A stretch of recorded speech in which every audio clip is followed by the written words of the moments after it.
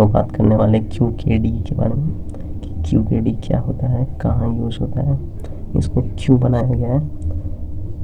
तो सबसे पहले जानते हैं कि QKD का फुल फॉर्म क्या होता है। तो QKD का फुल फॉर्म होता है क्वांटम की डिस्ट्रीब्यूशन। ये होता है फुल फॉर्म। सिंस हम लोगों ने फुल फॉर्म जान दिया है, अब हम लोग जानते हैं इसका काम क्या होता है।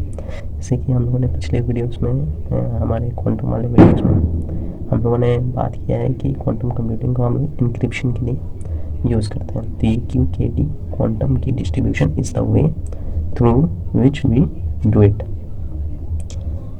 तो आप रास्ते जानते हैं कि कैसे करके हम लोग करते हैं, क्या क्या चीज़ें इंक्लूडेड होती है, क्या क्या चीज़ें यूज़ में आती हैं।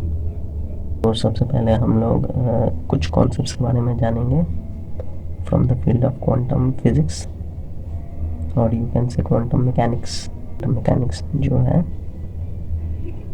हाइजेनबर्ग्स अनसर्टेनिटी प्रिंसिपल। मैं शॉर्ट में समझाने जाऊँ तो हाइजेनबर्ग एक साइंटिस्ट थे, मतलब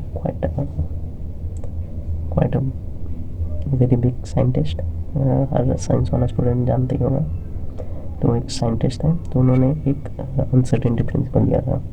मतलब कि अगर हम लोग दो क्वांटम पार्टिकल्स, दो नहीं एक, अगर हम लोग एक क्वांटम पार्टिकल को स्टडी कर रहे हैं तो उसके मोमेंटम और उसकी पोजीशन को कभी भी साइमल्टेनियसली एक्यूरेटली डिफाइन नहीं किया जा सकता। अगर हम लोग पोजीशन पता कर रहे हैं तो मोमेंटम को एक्यूरेटली नहीं पता किया जा सकता। अगर हम लोग मोमेंटम को एक्यूरेटली पता कर रहे हैं तो पोजीशन को एक्यूरेटली पता नहीं किया जा सकता। तो ये क्या कर देता है कि क्लोनिंग को रोक देता है। मतलब until and unless you know quantum particles you can not clone the particles. मतलब क्वांटम पार्टिकल के स्टेट्स को जब तक नहीं पता चला, you can not clone that. Since hackers को वो चीज़, सिंस हैकर्स वो क्लोन नहीं कर सकते तो वो ब्रीच भी नहीं कर सकते। हम लोग मान के चलते हैं अभी तक क्या होता है कि जैसे नॉर्मल फायरवॉल वायरवॉल रहता है वो ब्रीच हो जाता है, लेकिन ये इसमें फिजिकल चीज़ें लाई जा रही हैं। देखिए उसे ब्रीच कर पाना ऑलमोस्ट इम्पॉसिबल हो जाता है किसी भी क्वांटम कंप्यूटर के लिए। और मेन आइडिया अगर हम लोग देखें इस QKD का, तो मेन आइडिया ये नहीं है कि ब्रीच नहीं कर पाता। मेन आइडिया है कि ऑब्जर्व हो जाता है। कोई भी हैकर होगा, कोई भी चीज़ होगा, वो जाके ऑब्जर्व हो जाएगा, पता चल जाएगा हम लोगों की कोई ब्रीच करने की कोशिश कर रहा है, so we can take the immediate major.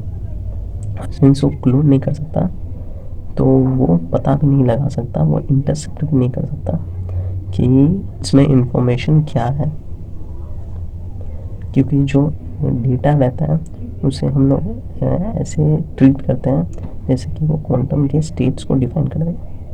तो सिंस हम लोग स्टेट्स को जानते हैं तो सिर्फ हम ही लोग ही उसे जान पाएंगे। तो इसको और थोड़ा सा इन डेप्थ में समझने के लिए हम लोग को लाना होगा the concept of Alice and Bob.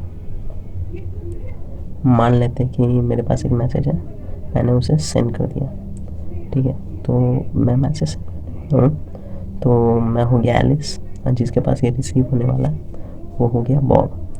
तो एलिस की साइड क्या होगा कि क्वांटम कंप्यूटिंग का एल्गोरिथम होता है जिसमें दो स्टेट्स चुने जाते हैं। मतलब अगर एनालॉजी में समझें तो दो ग्लासेस होते हैं, ठीक है।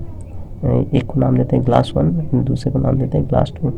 एक यूज़ होता है रेक्टिफायर के लिए, वो सिर्फ देखिएगा हॉरिजॉन्टल है, वर्टिकल है। और दूसरा हो जाता है एंगल्स के लिए, कितने एंगल पे। तो ठीक है, तो और ये जो गैसेस है वो पोलराइजिंग गैसेस हैं।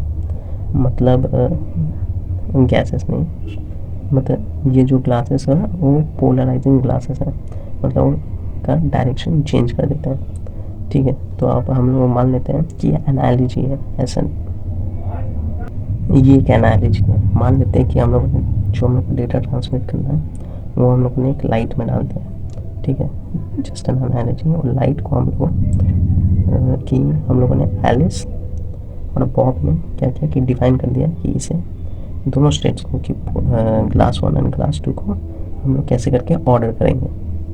ठीक है, तो वो हम लोगों ने कर लिया, उसी से लाइट पास किया और वो दूसरे के पास जाता है और दूसरा वाला तो जानता है कौन सा कॉम्बिनेशन है, तो वो कॉम्बिनेशन बिठाता है और उसे वो रिज़ल्ट मिल जाता है।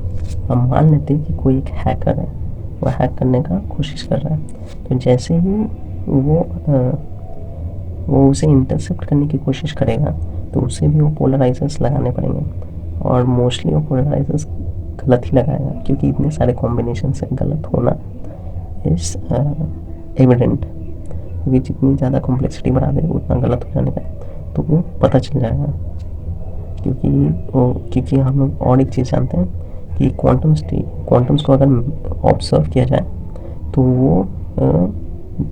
वो अपनी स्टेट चेंज कर लेते हैं, मतलब कोई एक यूनिक स्टेट में चला जाएगा तो उससे बॉक को पता चल जाएगा कि कुछ तो गड़बड़ है, तो वो फिर चेंजेस कर लेंगे। सिंस क्लोन नहीं किया जा सकता तो उसके अंदर का डेटा भी नहीं दिया जा सकता। So this is the main idea behind quantum key distribution. और ये बहुत एक्साइटिंग सा कॉन्सेप्ट है, कॉन्सेप्ट नहीं है, इसे यूज़ किया जा रहा है। तो और भी हम लोग नियर फ्यूचर क्वांटम के बारे में बात करेंगे। सो आज के लिए बस इतना ही।